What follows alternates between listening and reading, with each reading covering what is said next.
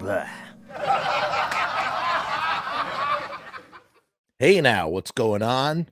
I hope you've been enjoying the Eerie Von interview, one of the longest interviews I've ever conducted. I might have said that in a previous part. I am once again reminding you that if you want to catch parts 2 and parts 3 of this career-spanning conversation that I had with Eerie, you are going to have to sign up to become a Patreon member or a YouTube member. That's the only way to watch those 2 parts. There's a lot more than just the Eerie Von interview up there. We got all sorts of goodies, and I'm always putting up new things. So come behind the wall, pop in for a visit, see what it's all about. If you want to stay, you can stay, and if you want to go, you can go.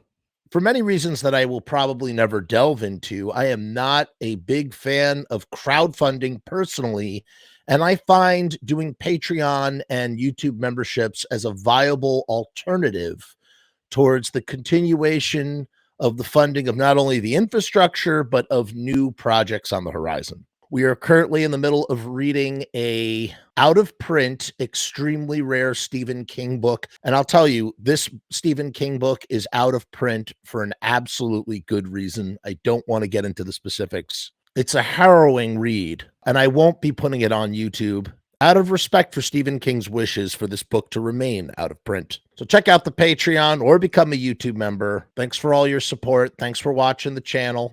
Make sure you're subscribed, share these videos, blah, blah, blah, blah. We'll see you next time.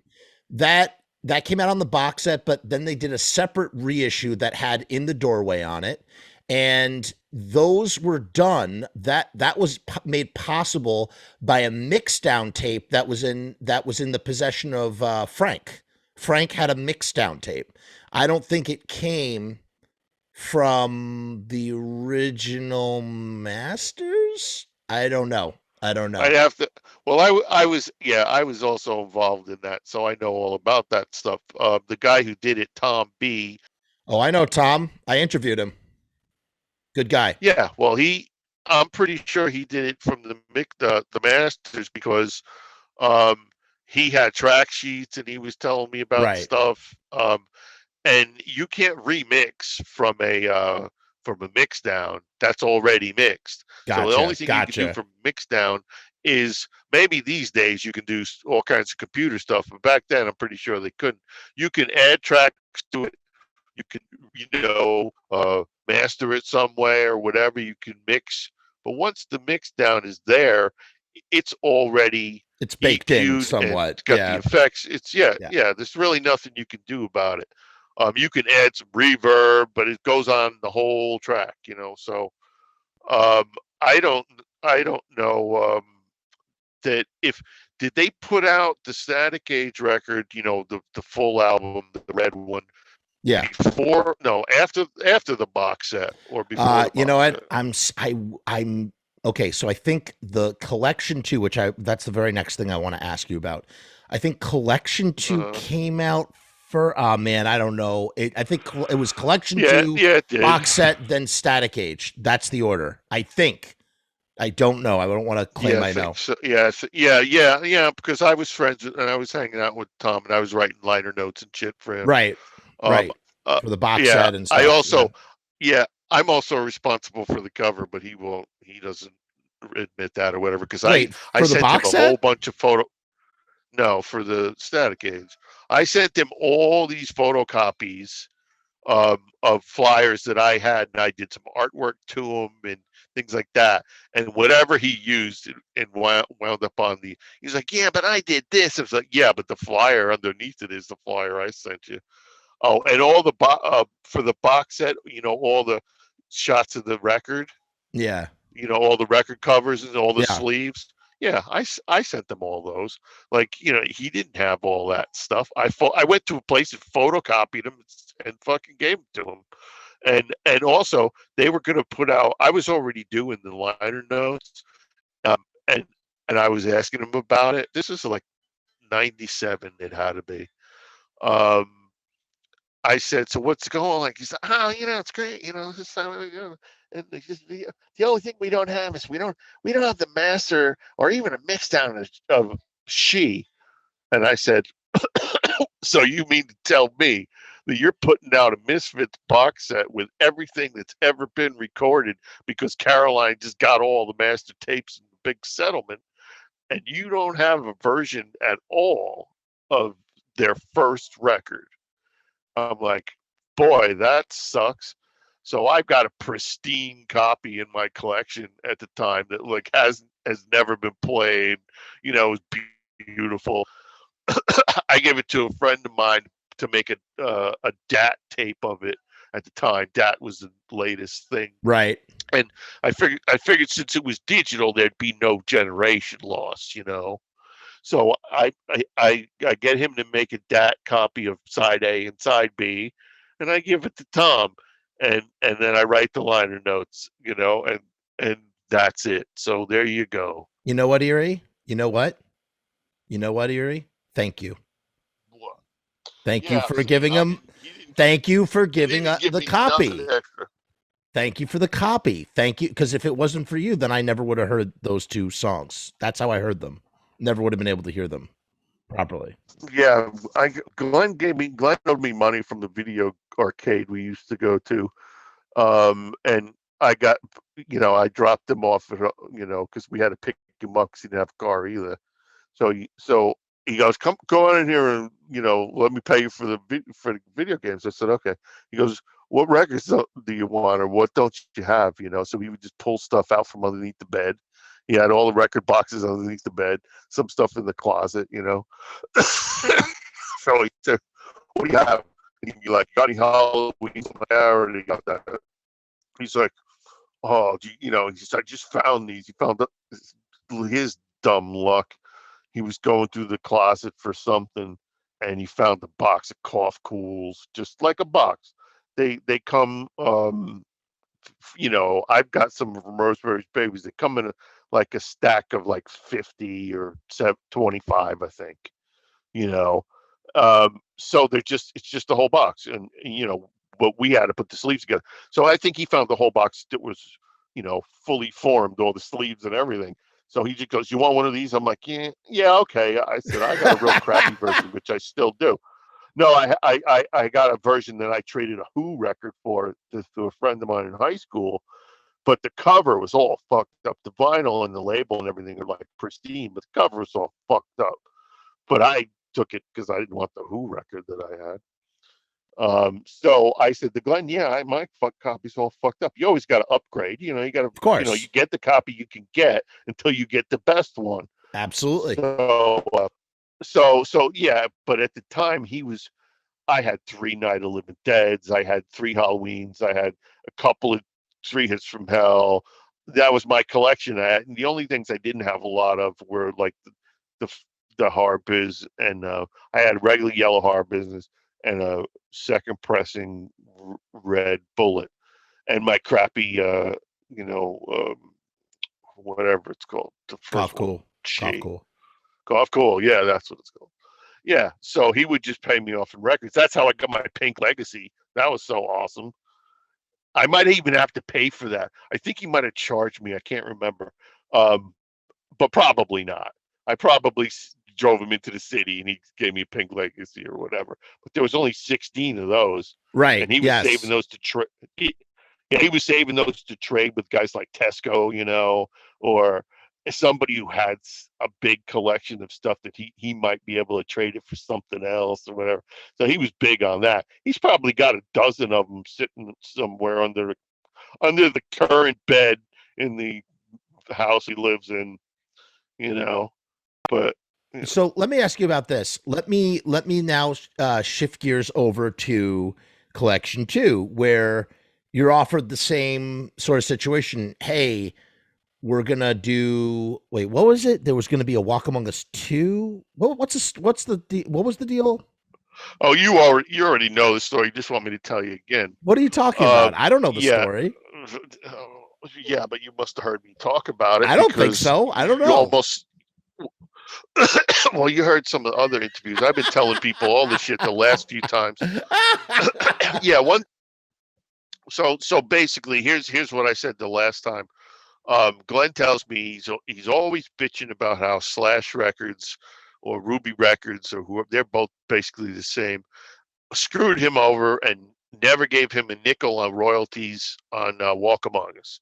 So what he was going to do is what the old guys do. Roy Orbison, Jerry Lee Lewis, the Everly Brothers. The record company owns the recorded version, so you can't re, record them, or whatever. You can't do anything about it. You own the songs, but you don't record right. you don't own the recorded version. So you can't do nothing about that. If they decide to not pay you, you can't do nothing about it. So, well, you could sue them. But anyway, so he says, I've got 6 alternate takes from Walk Among Us, which are all versions I had heard, because as soon as there's a new mix, Jerry would run down to the thing and say, "Hey, you got to hear this new, this song." So we would go listen to it. But so I knew there were alternate versions. You could hear which ones, they replaced on Walk Among Us with the newer versions. So he says, I got 6 songs. What I don't have is this one, this one, this one, this one. I want to go in the studio and record them, and I want you to play drums, and you can play bass if you want, or whatever. Will you go to the studio with me and help me, do this so we can make Walk Among Us 2, and I can, say, go fuck yourself to those guys or whatever. It was basically one of those things like you would do for anybody that says, hey, help me do this because they're fucking me over, and, right. and just do because I need your help. So I said, sure, because that was around the same time that I recorded the Legacy thing was going up. But I think we recorded all those versions in like 87 because we did a 10-year anniversary of Cough Cool. That's where he never liked the drum beat because he thought Manny was being too jazzy. He wanted more 2 and 4 drum beat, so he added some sort of drum beat on there, like an electronic drum. So wait. Hold on a second. Did you play drums on that version of Cough Cool? No, I think the guy set up electronic drums and he could just hit the thing that was the snare. So but his timing wasn't so great. But I didn't want to do it because I didn't want him to tell me I was doing it wrong, So I would just sit there and shut up.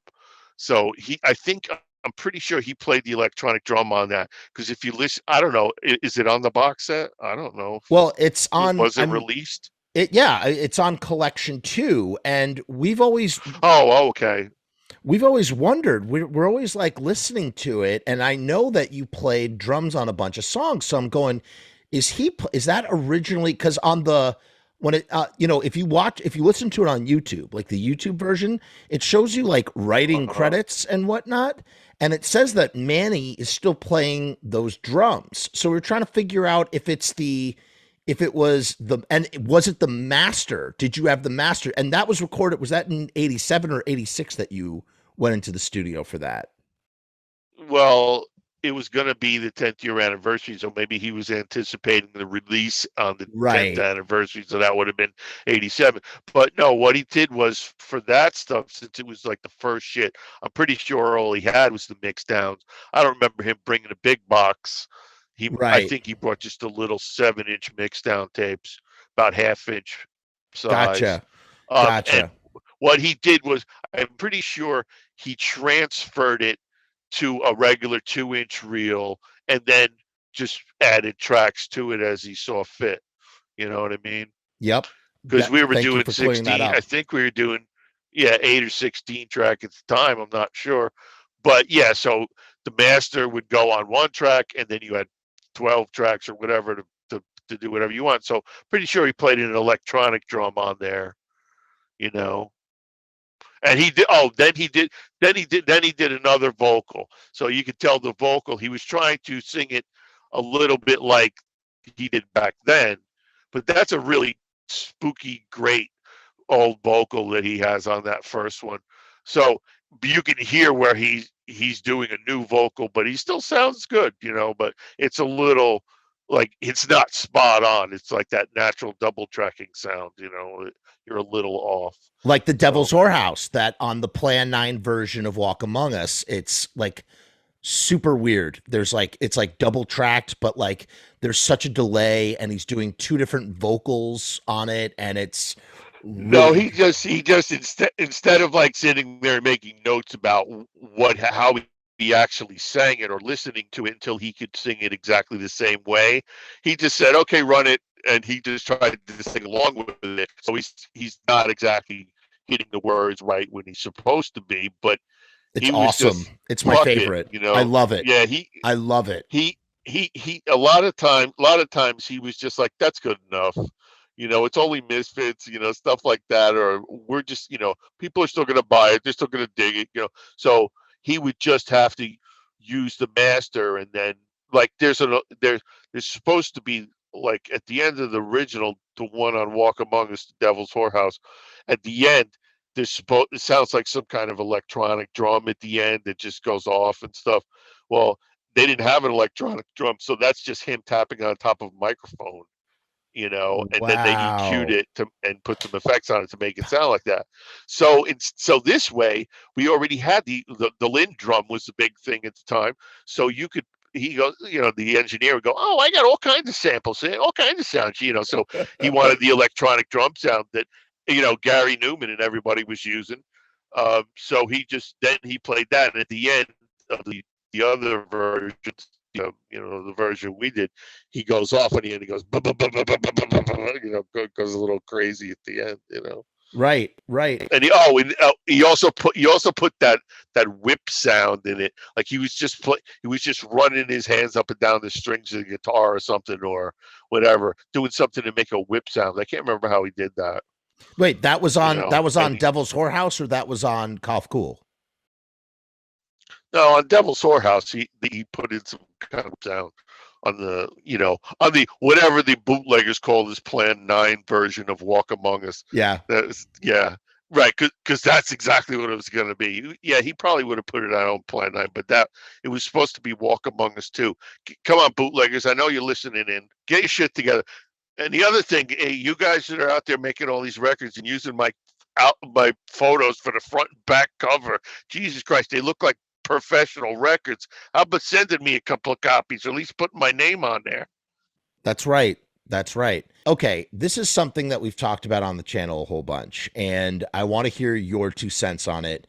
And it's really nerdy, and you're gonna be very upset. Maybe, I don't know. You're gonna be like, "Oh my god, No, you why is this couldn't guy?" possibly make me upset. You're gonna be like, "Oh, why is this guy asking me this stupid shit?" But I'm gonna say it anyway. All right, Mephisto Waltz. Here's what's interesting. Is Mephisto Waltz secretly a Samhain song? What's right? By the way, you sound off mic again. You sound a little distant. Oh, sorry. I was living It's my okay. life. Sorry. It's okay. It's okay. You have Eerie. You have to live your life. You have to do it. It's you know, like no. I was trying to get a drink because my throat's starting to get dry. So do you need a break look. or I didn't have.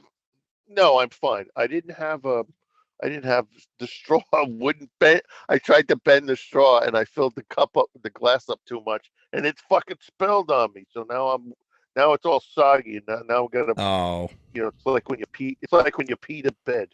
oh no. It's all soggy, and it got my Misfit shirt all soggy. I'm wearing one of my Misfit. You wore a Misfit shirt for the occasion of the show. It's a perfect. Or maybe you just wear Misfit shirts every day, and that's just the way it is. Yeah. I pretty much dress the same way I did in high school. So yes, I wear Misfit shirts whenever the fuck I want. And no, I didn't wear it for you. That's for sure.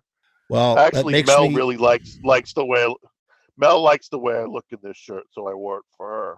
Fair enough. Which Misfit shirt is it? But it's one of the new ones. I wanted to get the Madison Square Garden one because I really liked the poster and I thought they made shirts.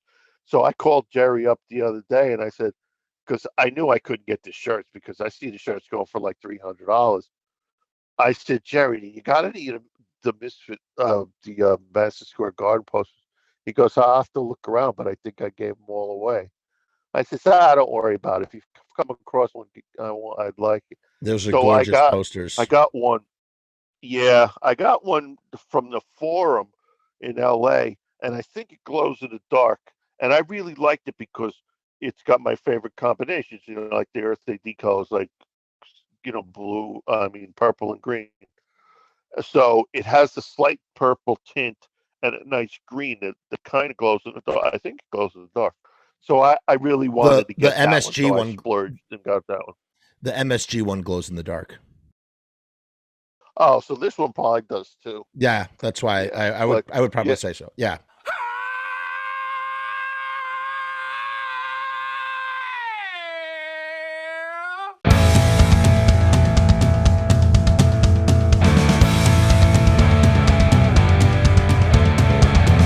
We make stickers, banners, and buttons too, posters and promo cards. There's nothing we can't print for you. From stage backdrops to bass drum heads, we can print on shirts, we can print on hats, we can print on pants. Cheap prices and high quality, quick turnaround times and free shipping. We also offer free artwork support, great customer service, and so much more.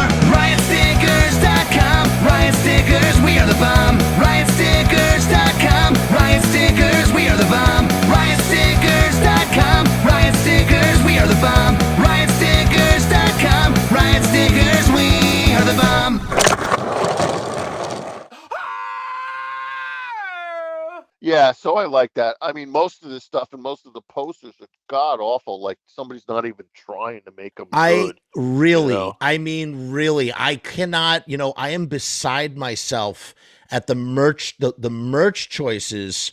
The MSG had the best stuff because everything else was just feels very lazy. And for a band like the Misfits, who literally made pop art, it was like Andy Warhol pop art, like with their album covers, to like have stuff like this that just feels like such a half thought. It does upset me as a fan, not gonna lie. That does irk me. Yeah, I thought they could have done better, but I think a lot of it went into the planning of the event. Stage show. Like Jerry was probably on the phone constantly getting this and getting that, and you saw like, they had special things that projected the Crimson Ghost outside of different venues and things like that, and the light show and all the stuff. He was probably walking around with the thing in the ear, going, "All right, now I told you we need this. It's got to be 500 feet long for the kids." Whatever.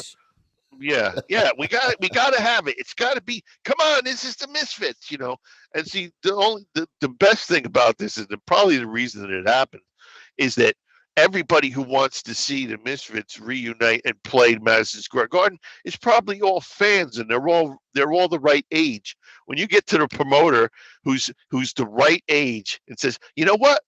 I want to see the Misfits," so he puts up the money or he does that, because that happens. The older you get and you're still around, all the people who used to love you when they were kids, they're all old enough to be like the heads of companies and stuff. They have disposable income too.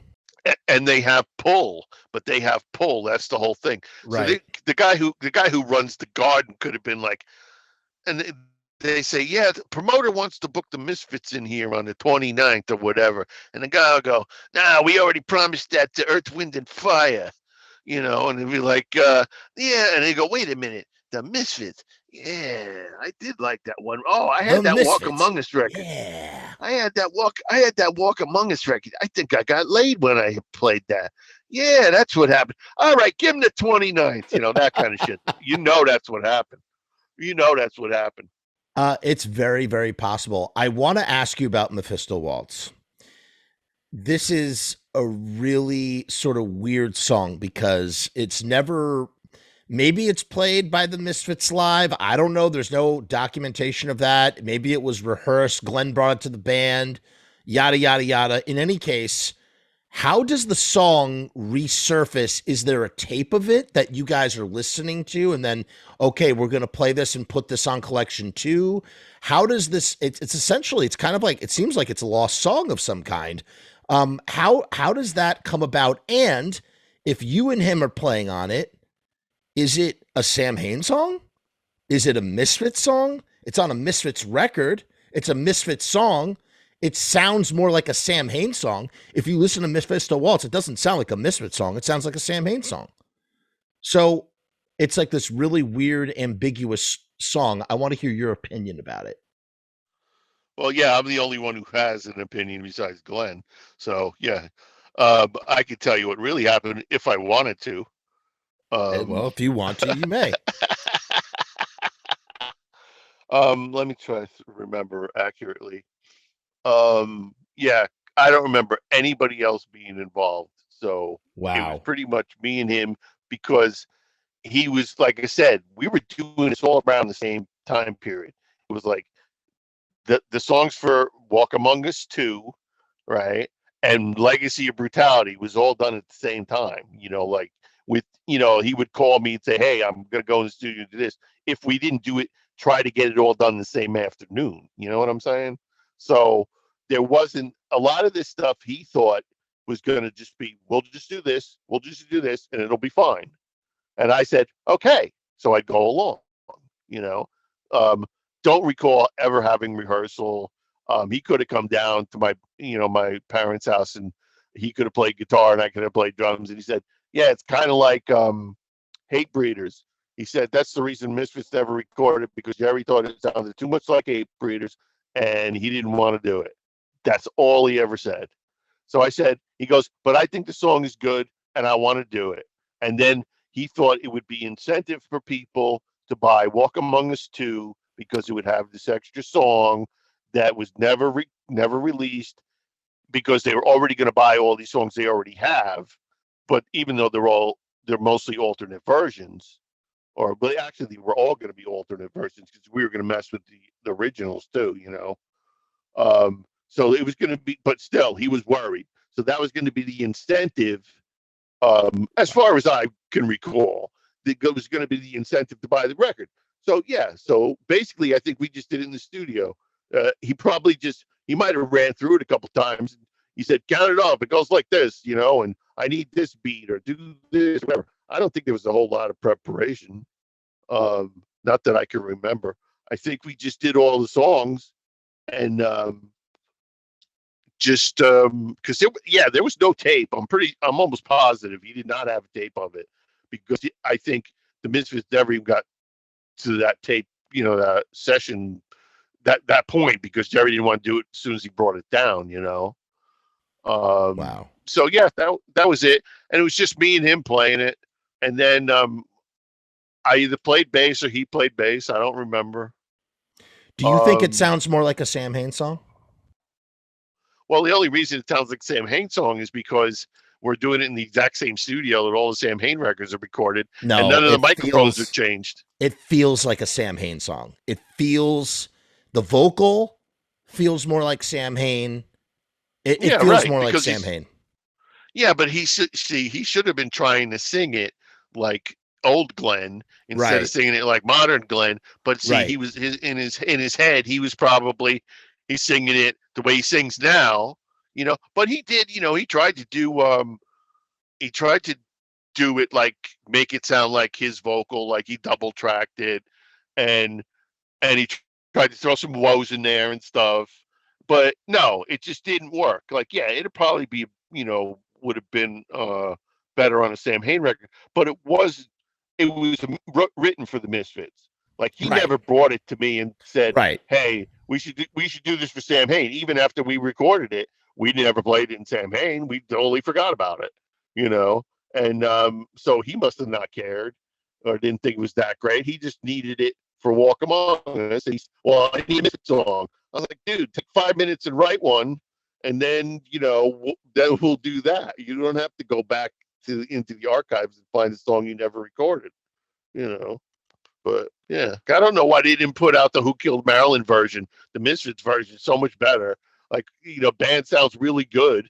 He should have put that out. If he wanted to do the B-side by himself, he could have done a new vocal, but just like use the Misfits version would have been so awesome, because that's a great one.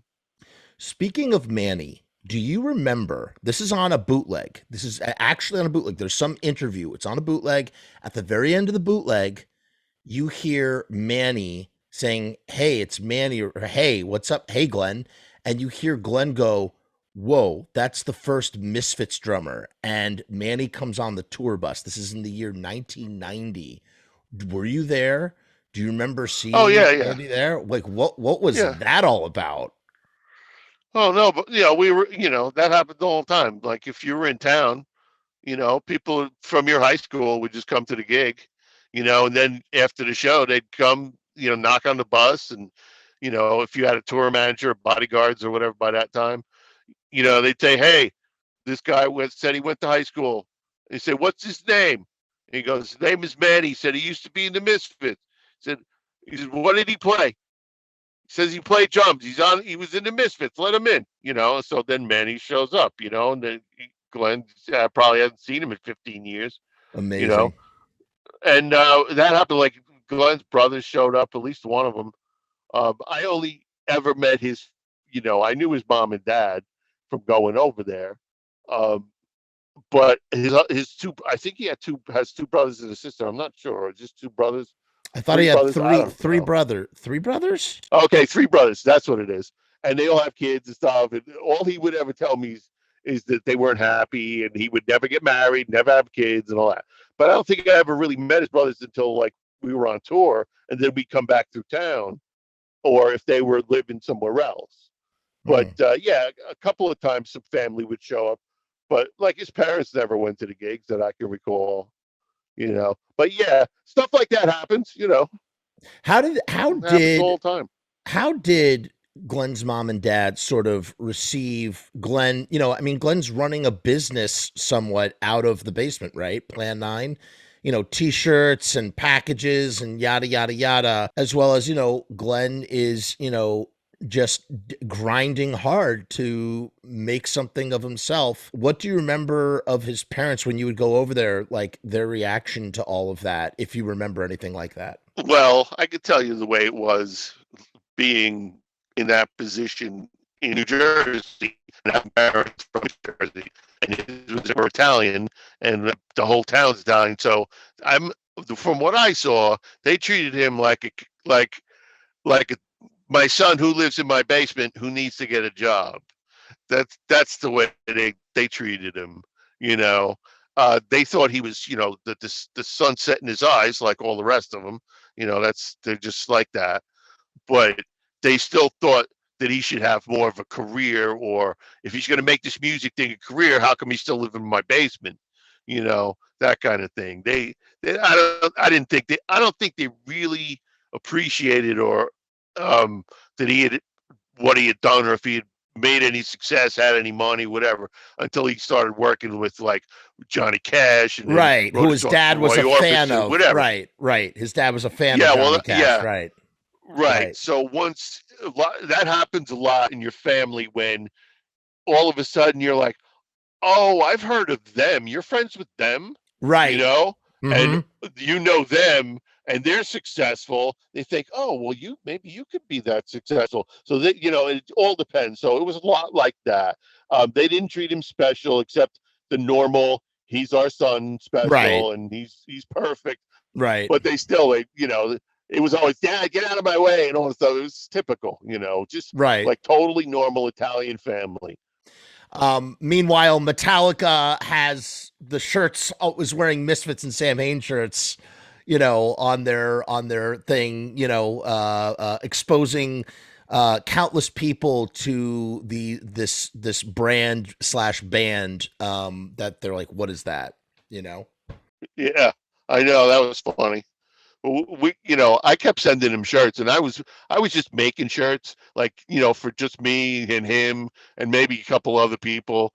Just I'd make a design just nobody had, and make like 5 of them, and then destroy it and make something else, and he had screens, and I was just like, these guys want shirts. So sometimes he would send them shirts, and other times I would send them shirts, or we'd both send them shirts. So, they have some original. They have, like, I made James like a shirt that there's only one of, Wow. and it glowed in the dark. Wow. I gave him one of my Halloween singles because he said he didn't have that one, so I just gave it to him. Wow. But yeah, I made shirts. I saw a picture of Kirk wearing the shirt I made. I forgot all about it. I said, holy shit, I made like, I made one screen, and then I did it on different color shirts, and I painted it all different ways. And I sent him one, and I was like, oh, I forgot all about that one. And I did it with Metallica too. I just, their designs and shit. You know what's interesting? And here we see like 20 years, I don't know, maybe not 20 years, like 15 years later, whatever. We see I think it begins in the 90s, you start to see Hot Topic come about, and everything that you guys were doing like in the 80s, like, oh, I really like this cereal. I'm going to print a shirt of this cereal. I really like this cartoon. I'm going to put this on a shirt. Why? Because I like it. And it turns into this thing. You guys were the culture that Hot Topic corporatized and capitalized on later on. Like what you guys were doing, you were the originators of that. It's crazy to think about it like that. Now I definitely know you heard one of my podcasts, because I said that in one like not that long ago. I told you that I listened to your pod.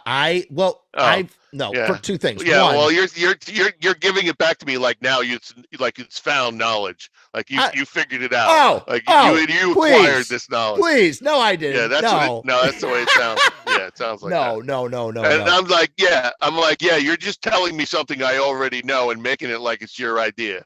I'm not. I am so not saying. No, you totally did it. You can't tell me I'm not doing it. You're not doing it. I'm not.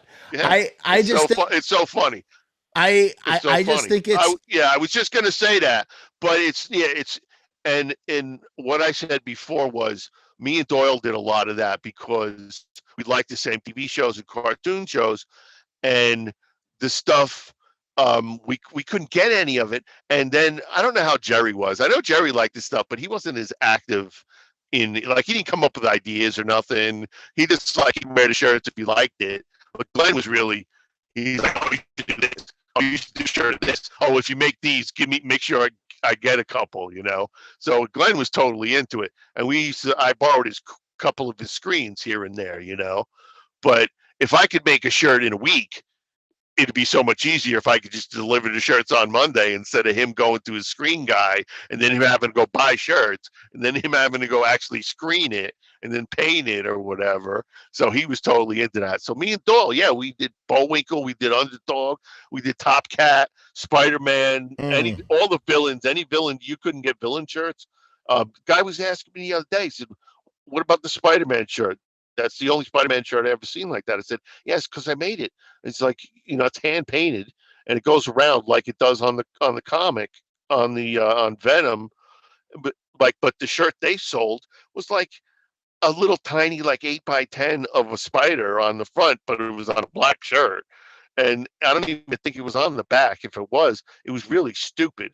It looked like almost like, here's your Spider-Man costume that you get at the store, So he was saying, oh, man, it's really cool and all this, or whoever was saying it. I can't remember, my memory's bad for names.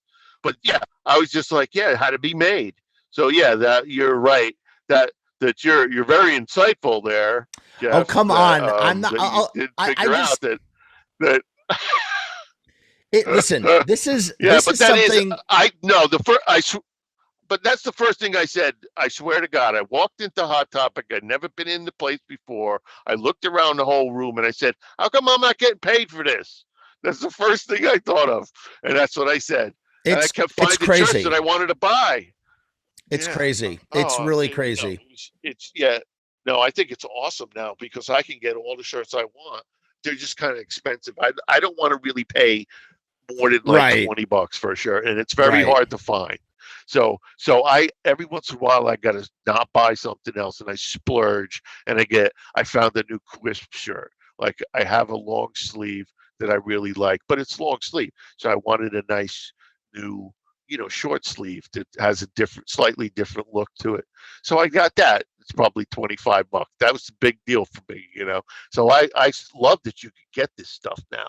But that's the reaction I had when I saw that place. I was like, you guys suck because now you could walk into a fucking store and get black pants. you get black, whatever you want, and all the cool band shirts and all the shit. We had to make it, or we had to fucking go into New York. Yeah, and we had to really look for this stuff. And it was happening, just like you say, with the records, the same kind of people, they're telling me the same kind of stories, that they had to go and, and find out where you could go to buy this record, or where you could go to get this jacket, or, whatever, so you could look cool because you wanted to be this and that, So, yeah, we just said, fuck it. We're just going to do it. And we don't care if somebody else wants it. I'd make one for you, No big deal. They say, "Oh, it's a really cool shirt. Can I have one?" I'm like, "Sure, bring me a shirt. I'll paint it. I'll screen it for you, or whatever, But we just wanted to be the coolest guys in town anyway, For sure.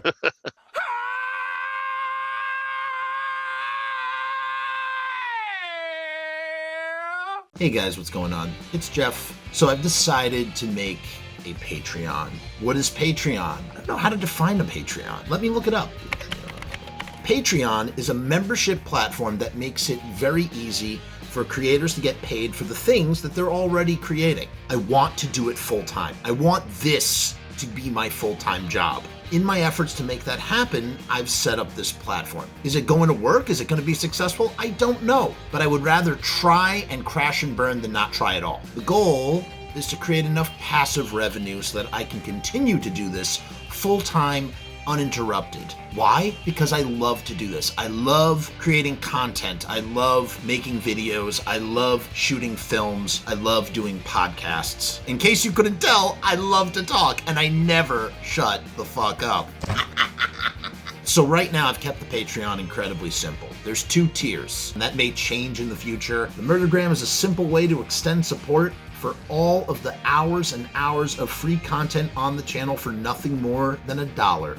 38 cents goes to Patreon. What's $1.38, eh? It's less than a cup of coffee, but it's a great way that you can show support for very little effort. When you divide that $1.38 by the hours and hours and hours of time spent listening to this endless drivel of content, the dollar cost average works out. Next up is the YouTube casualty for $6.66.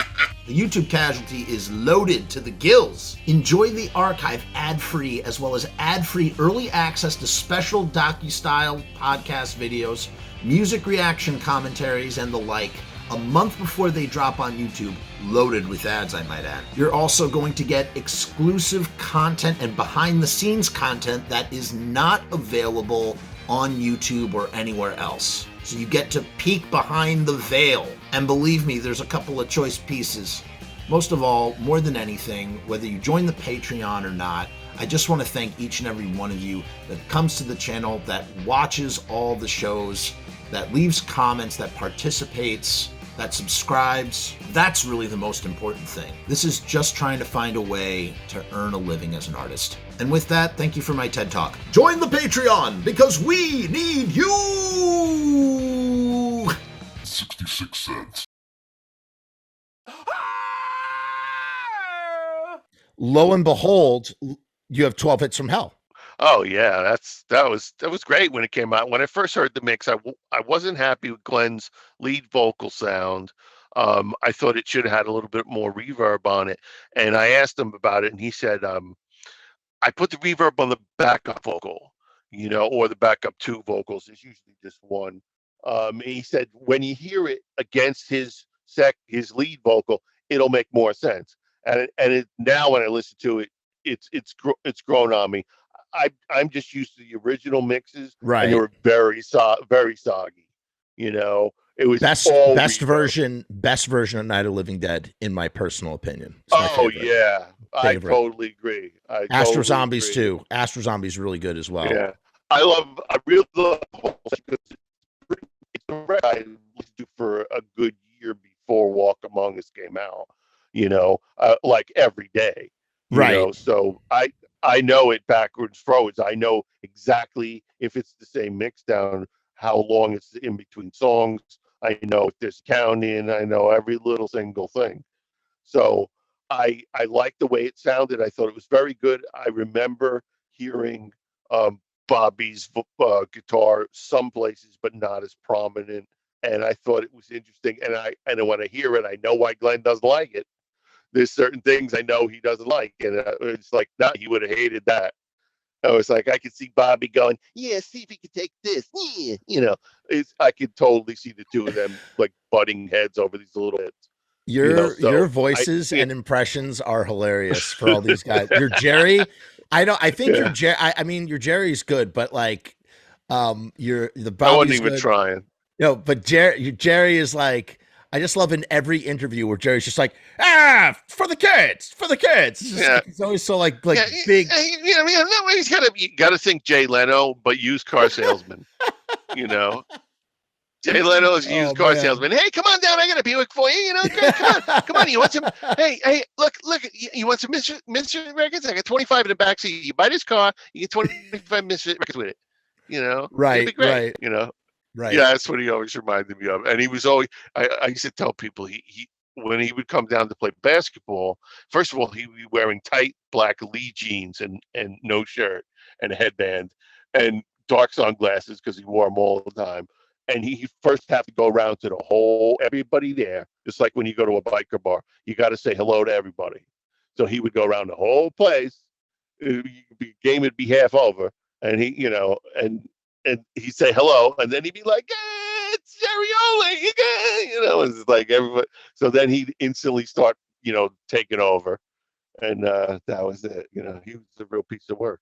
He still is, from what I understand. I got to meet him one time, and it was right after the Riot Fest show, the Misfits Riot Fest show, the first, right after Chicago. They did the Denver. Oh, like Milwaukee or something? No, it was in Chicago. Denver. 2016. Yeah.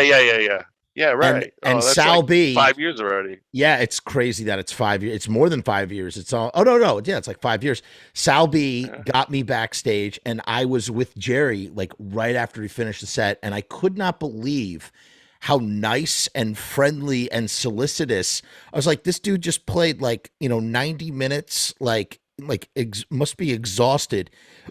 And that guy has endless energy. He was like so hyped up from the show and was so nice and so like solicitous. I could not believe it. It just blew my mind. Cause as someone who's, followed this guy and heard all these stories about this guy, and then to be in his presence in that kind of way. And I just, I mean, he's really good to the people that go to his shows, his fans. He'll give you the shirt off his back kind of guy. And he just really is. That's the right way to be. It is. It's totally the right way to be. It's totally the right way to be. Let's talk about. He loves this though. He does love it. He loves that thing. That's his thing. That's his love. He really loves it. And he's good at it. And he knows it makes people happy. And it's really not a bad thing to go out and make people happy. You know what I mean? Yep. And life is so short and it's so sad. It's not a bad thing that that you can go out and make people happy. So I think it's a good thing, that he's doing. And you know what I said to him? I said a bunch of stuff to him, but I said, thank you for doing that. I said, thank you for getting on stage with Glenn and doing that. Cause I always wanted to see it. And I never thought I'd ever get a chance to see it. And you I really don't think anything is impossible anymore. If those two guys can get paid, if there's enough money that they actually can get paid, like it's one thing to say, yeah, I'll share the stage with this guy if you pay me $1 million. But it's another thing for someone to actually go, okay, here's $1 million. Now go do it. And then for them to go and do it, it just proves to me that like nothing is impossible in the world. Like anything is possible if those two guys, if somebody will actually pay those two guys $1 million a piece. It's like, well, what will it take for you guys to reunite? You each have to pay us $1 million. Okay, here. Okay, we'll reunite. And that's literally kind of what happened. Like not exactly, but like kind of what happened. It's mind boggling. And so I believe anything is possible if Glenn and Jerry can share a stage like that again, like crazy. You must have dropped your jaw when you first heard like the official. You probably heard before everybody else, but when you first heard that it was going to happen, were you just like in disbelief, or were you just kind of like whatever? Like, did it seem like it something that would ever happen again in the future? Yeah, after a while, no, I wasn't surprised at all. I thought it was great. I was like, well, because there was a big ebb and flow to the whole thing. When the time was right, like you had to consider both parties, where everybody was at, what records were coming out. There was a whole lot of variables, and it was just like, you know what? You would feel it. You would go, you know what? This might be a good time, or this might be the right time to do a couple of shows and see what happens. And then that would pass, like something else would come up or whatever. But Glenn and Jerry both kind of, especially Glenn was doing, playing with Doyle for like 10 years, doing Misfit songs. Right. Jerry was out there still putting out records and still playing every night. All this stuff was all building up to everybody's getting older. They're forgetting all the bad things. It just happens. And Glenn maybe wanted to retire. He's going to tie up all his loose ends. Okay, I did the Misfits reunion. Now you can leave me alone. It made total sense to me. Were you there? Yeah. As soon as I heard it was happening, Were you there in 1994 at the hotel when Jerry and Doyle tried to ask Glenn to come back and sing for the Misfits in the 90s? And they said, you do it, Doyle. You go up and do it. No, I thought it happened later. If it happened in New York, I think I was living in Jersey at the time. So no, I wasn't there. I heard the story though. Right. And Jerry tells it all the time that Glenn had to get security guards and stuff. And Glenn told me about it. He was like, yeah, those guys are pounding on my door and stuff and all this shit. I was like, why don't you just let him in? He's like, I had a girl in there, or something like that. It seemed pretty normal, because when the first thing I asked Doyle was, I said, when I hadn't seen him for a while, and they had resolved that the big lawsuit. Right. I said, so what happened when you seen Glenn? You hadn't seen Glenn for 10 years. He goes, oh, he started kind of like smiling and stuff, and we just like shook hands or whatever. It was just like the same. It was, they were just friends again. Wait, that's in why the he always had 90s? Doyle up Wait. In the 90s? In the 90s that happened? Yeah, whenever they did the lawsuit, whenever that was over, like 98 or something. That would have been 94. Or 96 or 7. That's crazy. Oh, whatever. Yeah.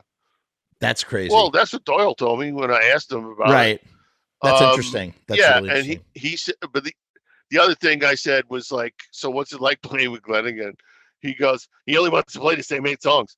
I was like, what? He goes, I don't want to learn no other ones. So he just doesn't want to do any other ones. I was like, really? After all that, he only cares about 8 songs. So you know what? The Misfit gig was exciting. You know what? That was so exciting too. When they started doing those sets, what it was originally, I think it was originally called like Misfits Revenge or some bullshit like that, or at least that's what people called it online. Hearing those songs it was unreal for someone who never saw the Misfits, for a guy who wasn't around, for people who weren't around that first time, to see that this acknowledgement of the past after all the 90s. Every time you guys were with Ricky Rackman, and he's like, careful, Ricky, don't say it. And doesn't want to talk about Misfits anymore. And now here he's up on the stage with Doyle doing the show. Well, you definitely got to hear a better version, because if you would have seen the original, it wouldn't have sounded as good anyway. I'm very satisfied. I'm very satisfied with what I heard and what I got to see. So I'm not going to complain about that. Let me ask you about the year 1987. This is like a mystery year. It's like I don't think you guys played out at all.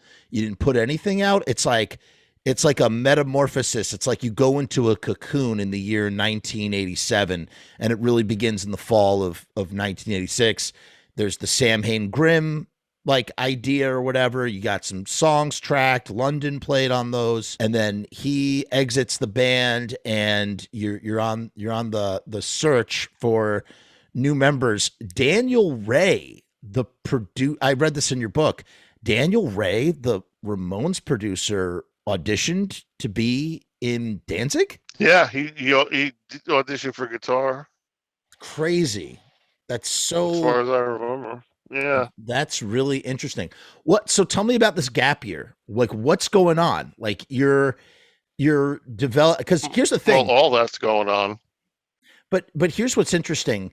We got to hear Final Descent comes out, and we get to hear the Samhain versions of Danzig tracks, and it kind of captures the imagination because it goes from that version of Twist and Cain and Possession to what we get on Danzig 1. There's like this transformation that kind of happens. And also with the song Mother, is it true that Mother used to be a real fast song, like a real fast punky song before Rick Rubin, was with you guys or something? Yeah, well, that's the story, but I don't remember anything about it. I just remember Glenn saying, but he says, I got a song, I think it can be a hit song.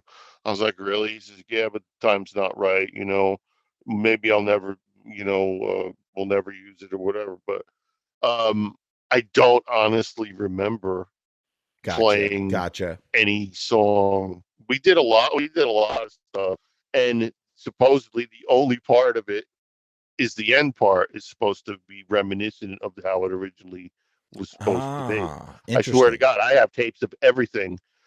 Yeah, I have tapes of everything. Every rehearsal I got as the songs are progressing from no vocals. Holy shit. Different arrangements, different keys. I've got all that, and I've got videotape of all this too. And I have all this stuff. I don't have any recollection or any tape of Mother. That's crazy. It's the weirdest thing. That's so weird.